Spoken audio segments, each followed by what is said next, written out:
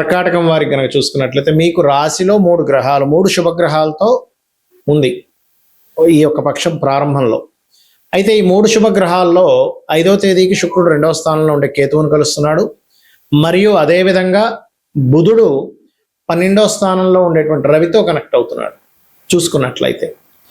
కాబట్టి ఈ 12వ స్థానంలో ఉండేటువంటి రవితో కనెక్ట్ అవ్వడం వల్ల, ఈ 2వ స్థానంలో ఉండే శుక్రుడు కేతువుతో కనెక్ట్ అవ్వడం వల్ల, రాశిలో గురువు ఉండడం వల్ల, మరియు అదే విధంగా ఇక్కడ గమనించినట్లయితే ఇక్కడ ఇప్పుడు ఈ అష్టమంలో రాహు, భాగ్యంలో శని, లాభస్థానంలో కుజుడు యోగకారకుడే. వీటి మూలంగా మీకు కలిగేటువంటి ఫలితాలు, ఏ దేవత ఆరాధన చేయాలి, ఎటువంటి విషయాల పట్ల మీరు జాగ్రత్త వహించాలి అనేటువంటి అంశాలు చెప్తుంది నేనైనప్పటికీ చెప్పిస్తుంది సాక్షాత్ లలిత అమ్మవారిగా భావిస్తూ ఆ లలితాంబిక అమ్మవారి యొక్క అనుగ్రహం మీకు పరిపూర్ణంగా కలగాలని మనస్ఫూర్తిగా కోరుకుంటూ, ఇక్కడ ప్రధానంగా గుర్తుపెట్టుకోండి, ఈ యొక్క ఏవైతే గ్రహస్థితి ఉందో లగ్నంలో శుభగ్రహాలు ఉండడం మంచిదే, గురువు ఉండడం కూడా మంచిదే. దీనివల్ల ఏంటంటే సంతాన యోగము, వివాహ యోగాలను కూడా కలిగింపజేస్తాడు. కాకపోతే ఇక్కడ ధనస్థానంలో శుక్రకేతులు కలిసి ఉన్నారు కాబట్టి ఎట్టి పరిస్థితుల్లో మీరు వ్యాపారము, గృహం కొనుక్కోవడము, ఎవరికైనా ధనం ఇవ్వడం విషయంలో చాలా జాగ్రత్తగా ఉండాలి. ఇది దాదాపు 25 రోజులు కలిసి ఉంటారు అక్కడ. కాకపోతే మీకు ఈ 5వ తేదీ నుంచి పక్ష ఫలితాల్లో చెప్పుకుంటున్నాం కాబట్టి 5వ తేదీ నుంచి చాలా జాగ్రత్తగా ఉండండి. అదేవిధంగా కొంత ఇన్వెస్ట్మెంట్స్ చేయడానికి సరైన సమయమే. 12వ స్థానంలో బుధాదిత్య యోగం ఉంది కాబట్టి, మరియు సంతాన యోగము, వివాహ యోగాలు అయితే ఉన్నాయని చెప్పుకున్నాం మనము. కాకపోతే కొంచెం వివాహ సంబంధించిన విషయంలో కొద్దిగా ఘర్షణ యోగం, ఎందుకంటే సప్తమాధిపతి అయినటువంటి శని లాభస్థానంలో ఉండే కుజుని వీక్షిస్తున్నాడు. సప్తమం అంటే వివాహము, ఆయన సప్తమ అష్టమాధిపతి అవుతాడు కర్కాటకానికి. కాకపోతే ఎప్పుడైతే కుజుని వీక్షిస్తాడో కొంత ఘర్షణ వాతావరణం కూడా ఉంటుంది వివాహ సంబంధించినటువంటి అంశాలలో. గుర్తుపెట్టుకోండి, అంటే కొంచెం ఇష్టపడిన వారిని వివాహం చేసుకోవాలి, దాని గురించి కొంత గొడవలు జరగడం, ఇటువంటివన్నీ కూడా చాలా స్పష్టంగా గోచరిస్తున్నాయి ఇక్కడ. అదేవిధంగా మీకు కొద్దిగా అంటే సంతానం లేదా మెడికల్ రంగాల్లో ఉండేటువంటి వారు ఏదైనా ఎక్విప్మెంట్ కోసం ధనం కట్టేటువంటి విషయంలో, లేదా కొన్ని అంటే కొంతమంది ఫ్రెండ్స్తో కలిసి ఏదైనా వ్యాపారం చేసేటువంటి అంశాలలో 1-4 సార్లు ఇది సరైందా కాదా చూసుకోండి. మీకు పంచమాధిపతి లాభంలో ఉండడం వల్ల కొన్ని విషయాల్లో మంచిదే, అందులో ఎటువంటి సందేహం లేదు. పంచమాధిపతి అయినటువంటి కుజుడు మీకు యోగకారకుడు, కర్కాటకానికి పంచమ దశమాధిపతి అవుతాడు కాబట్టి చక్కటి యోగకారకుడు లాభంలో ఉండడం మంచిదే. కాకపోతే 2వ స్థానంలో శుక్రకేతువులు ఉన్నారు కాబట్టి మీరు ధన విషయంలో ఎవరికైనా ఇస్తున్నామా, శుక్రవారాలు, మంగళవారాలు, ఆదివారాలు అస్సలు ఇవ్వకండి దయచేసి. ఇలా చేస్తూ సుబ్రహ్మణ్యేశ్వర స్వామి యొక్క ఆరాధన, గణపతి యొక్క ఆరాధన, నవగ్రహాల్లో కేతుగ్రహం దగ్గర, శుక్రగ్రహం దగ్గర దీపారాధన చేయడము, లక్ష్మీ గణపతి ఆలయాలకు వెళ్ళడం చేయండి, సుబ్రహ్మణ్యేశ్వర స్వామి ఆలయాలకు వెళ్ళడం చేయండి. అన్ని విధాలా మీకు బాగుంటుంది. కొన్ని గ్రహాల యొక్క కంజంక్షన్ ఏవైతే ఉంటుందో, ఈ కంజంక్షన్స్ అనేటువంటివి మీ పర్సనల్ చార్ట్లో ఉన్నా, లేకపోతే జనరల్గా గోచారంలో వచ్చినప్పుడు ఒక 15 to 20% దాని ఎఫెక్ట్ చూపిస్తుంది. మీ పర్సనల్ చార్ట్లో వచ్చినప్పుడు మీకు ఆ మహాదశలు, అంతర్దశలు వచ్చినప్పుడు మాత్రమే ఎఫెక్ట్ చూపిస్తుంది. ఎందుకంటే ఈ విషయాన్ని నేను మీకు ఎందుకు పర్టికులర్గా చెప్తున్నా అంటే, ఇవాళ మనం చూసినటువంటి ఇప్పుడు ఈ 15 రోజులు పక్ష ఫలితాల్లో చెప్పుకునేటువంటి గోచారంలో చాలా స్పష్టంగా శుక్రకేతువుల యొక్క ఎఫెక్ట్ ఎక్కువగా ఉంటుందని చెప్పుకున్నాం. సో ఈ శుక్రకేతువుల యొక్క ప్రభావం ప్రతి ఒక్కరి జాతకంలో మీకు అది కంపల్సరీ బ్యాడ్ ఎఫెక్ట్ ఇస్తుందా, మంచి ఎఫెక్ట్ కూడా ఇస్తుందా అనేటువంటిది ఒక సిస్టమ్ ఉంది. అదేమిటి అంటే శుక్రుడు ధనము, శుక్రుడు స్త్రీ, శుక్రుడు వివాహము, శుక్రుడు వాహనాలు, గృహాలు, లగ్జరీ లైఫ్. ఈ యొక్క శుక్రుడు కేతుతో కలిసినప్పుడు ఏమవుతుందంటే ఒక్కొక్కసారి వాంటెడ్లీ వీళ్ళకి వాటి మీద ఇంట్రెస్ట్ లేకపోవడం జరుగుతూ ఉంటుంది, లేదా వాటి కోసం ఎంతో ప్రయత్నం చేస్తున్నా సరే సంపాదించినట్టే సంపాదించిపోవడం కూడా జరుగుతూ ఉంటుంది. అయితే ఇది ఎప్పుడు మీరు గనక శుక్ర మహర్దశ కానీ కేతు మహర్దశ కానీ మీ లైఫ్లో ఉండాలి. అంటే ఉదాహరణకి అశ్విని నుంచి మనకి 27 నక్షత్రాలు ఉంటాయి. అశ్విని, భరణి దాటిన తర్వాత కృత్తికలో పుట్టారు ఉదాహరణకి, వాళ్ళ శుక్రదశ ఎప్పుడు వస్తుందండి? రాదుగా. వాళ్ళకి ఎప్పుడు వస్తుంది? దాదాపుగా 90 ఏళ్ళకి వస్తుంది.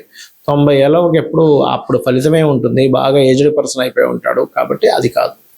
మీరు ఉదాహరణకి అశ్విని నక్షత్రంలో పుట్టారు, లేదా భరణి నక్షత్రంలో పుట్టారు, లేదా రేవతిలో పుట్టారు, లేదా ఉత్తరాభాద్రలో పుట్టారు, ఒక ఏజ్లో వస్తాయి.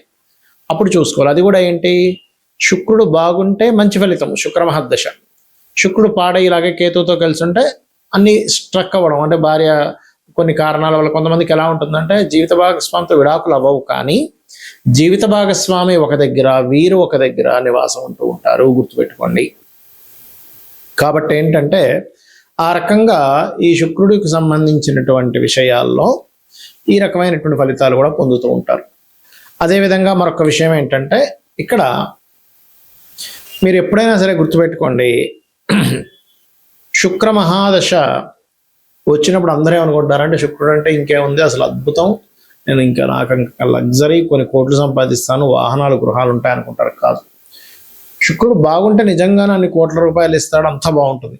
కానీ కేతువుతో కలిసి ఉండి, ఆ కేతువుతో కలిసి ఉండి కూడా కొంతమందికి యోగిస్తుంది. అది ఎప్పుడో చెప్తానండి. కొన్ని కెమికల్ రిలేటెడ్, ఫార్మా రిలేటెడ్ పూజాది కార్యక్రమాలు చేయించేవారు, అమ్మవారు ఉపాసకులు, లక్ష్మీ గణపతి ఉపాసకులు, పూజా సామాగ్రి స్టోర్స్ పెట్టుకునేటువంటి వారికి మళ్ళీ యోగిస్తుంది, గుర్తుపెట్టుకోండి. కాబట్టి ఇక్కడ ఏంటంటే మీరు ఏ వృత్తిలో ఉన్నారు, ఏ మహాదశ నడుస్తుంది, మీకు ఆ వృత్తి మీ జన్మజాతకంలో ఉండేటువంటి కాంబినేషన్స్కి కనెక్ట్ అవుతుందా లేదా. అంటే ఎలా అంటే ఒక వ్యక్తి చూడండి, ఒక బీటెక్ చదివాడు, సాఫ్ట్వేర్ చదువుకున్నాడు, అతని సాఫ్ట్వేర్ రంగాలకు సంబంధించిన దాంట్లో అతను జాయిన్ అయితేనే అతను చాలా చక్కగా ఆ యొక్క వృత్తిని నిర్వహించగలుగుతాడు.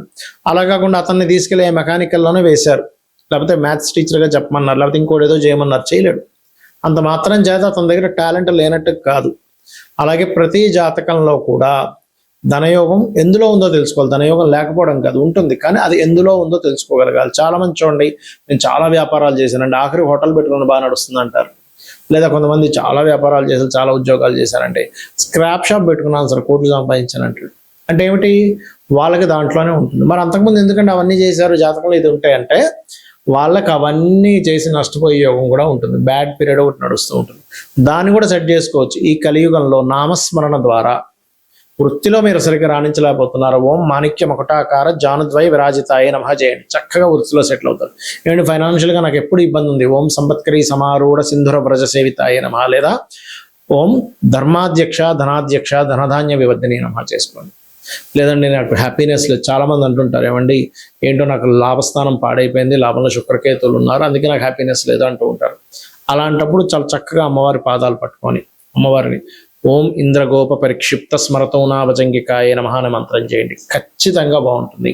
ఈ రకంగా ఏంటంటే ఇది కలియుగం కాబట్టి కలిలో నామస్మరణ ద్వారా మనం తరించవచ్చు. పెద్దగా ఏమి టెన్షన్ పడాల్సిన అవసరం లేదు, దాన్ని యాక్సెప్ట్ చేయగలగాలి. పూర్వజన్మలో చేసిన కర్మ వల్ల ఈ యొక్క గ్రహస్థితి ఏర్పడింది కాబట్టి నేను దీన్ని ఈ రకంగా నేను మార్చుకోగలగాలని ఒక నామస్మరణ మీ యొక్క జీవితాన్ని ఖచ్చితంగా మారుస్తుంది, గుర్తుపెట్టుకోండి.